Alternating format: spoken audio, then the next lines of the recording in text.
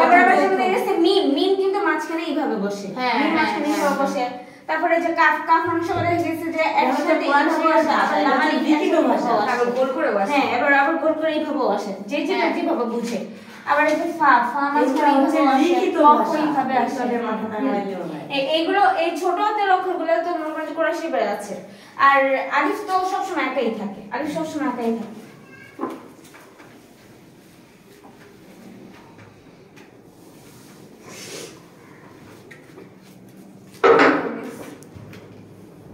মানে উচ্চারণ করব আলিফ, আলিফটা সবসময় তাড়াতাড়ি হবে, উচ্চারণটা সবসময় তাড়াতাড়ি। আলিফ সবসময় একা থাকে, আলিফ সবসময় একা থাকে, আলিফের সাথে কোনো যুক্ত হয় না।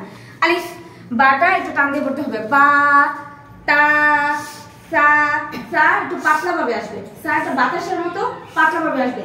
সা, জিম, জিম মধ্য থেকে আসবে, জিমটা একটু চাপে আসবে। জিম, হা এটা বড় হা, এটা বড় হা, আর এইটা আমাদের ছোট হা।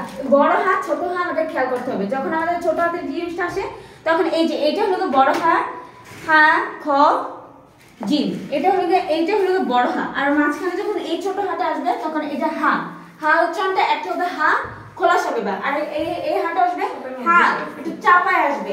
হা খ, খ এই গলার শেষের দিকে শুকনা ভাবে আসবে। খ, খ দাল, দাল, দাল জিহ্বাটা একদম মাথার সাথে এসে দাল, আর দাল, দাল এটা একটু পাতলা হবে।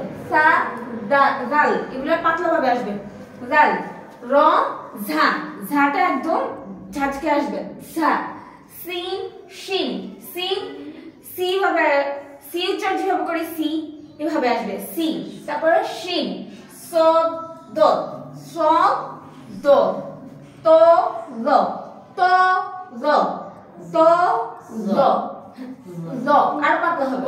র, ত, র আর পাতলা হবে। র, তারপর আইন, আইন, আইন আর একটু চাপে আসবে। আইন, ওয়াইন, আইন, ওয়াইন, হ্যাঁ আইন মাঝখান থেকে আসবে। আইন, ওয়াইন, গয়নটা হালকা ভাবে একটু সহজে উচ্চারণ করি, গয়নটা এইভাবে একটু আসবে। আর আইন জিম যেভাবে উচ্চারণ করি চাপায়, আইনটা এইভাবে চাপায় আসবে। আইন, তারপর ফা, ফা বাতাস আসবে একটা, ফা উচ্চারণ করতে গেলে মুখ থেকে একটা বাতাস আসবে।